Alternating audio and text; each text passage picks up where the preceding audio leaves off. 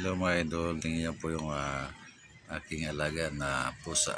Binabantayan niya po yung mabait dyan sa butas yan. Meron po kasing mabait dyan na pumupunta sa butas na yan.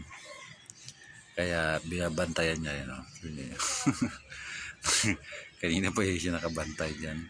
Nakita niya kasing pumasok doon sa may butas yan, yung butas na yan. Kaya binabantayan niya na lumabas. Hindi naman na siguro lalabas yun kasi baka bahay niya yan. Kaya diyan na talaga siguro siya nakatira. Ayan po yung ating alagang pusa. Atin naman po silipin ngayon mga idol yung puso ng ating saging. Titingnan natin kung malaki na po siya mga idol at kung lumabas na yung kanyang mga bunga. Wow, ayan lumabas na nga idol. Mga idol yung bunga ng ating puso. Ayan, talagang napakalaki niya pa rin. Meron siyang bunga. Ayan, na lumabas. Ayan yung kanyang puso nakapatong dyan sa may kahoy. Medyo pa-slide na siya pababa. Napakalaki niya.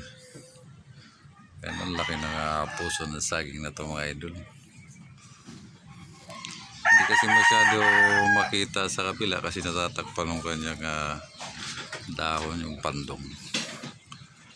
Ayan mga idol. Yung ating puso ng saging. Ito naman pala yung ating tiger na gumamila. Yung kanyang dahon.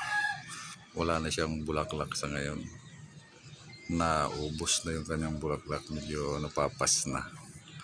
Yan yung kulay ng kanyang dahon, parang may guhit-guhit na kulay puti. Atin naman silipin yung ating tanim doon sa kabila mga ito.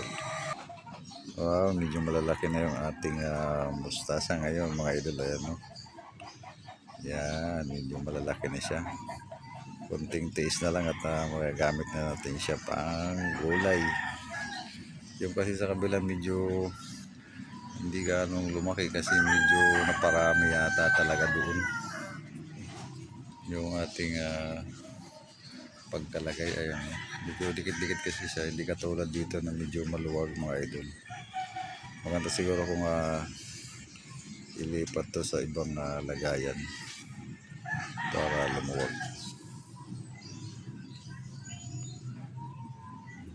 Yan na po yung ating mustasa mga idol. Medyo malalaki na sila. Yung ating sili ay mukhang hindi nabuo yung kanyang bulaklak mga idol. Ano? Hindi naging bunga. Talagang bulaklak pa lang talaga siguro siya. Yan na po yung ating mga tanim. Yan. Tuwing hapon natin binibisita natin siya at dinidiligan. Pagaling natin ng trabaho mga idol. Yan. Sige mga idol, thank you for watching. Bye bye, good luck. Ingat-ingat po tayo lagi.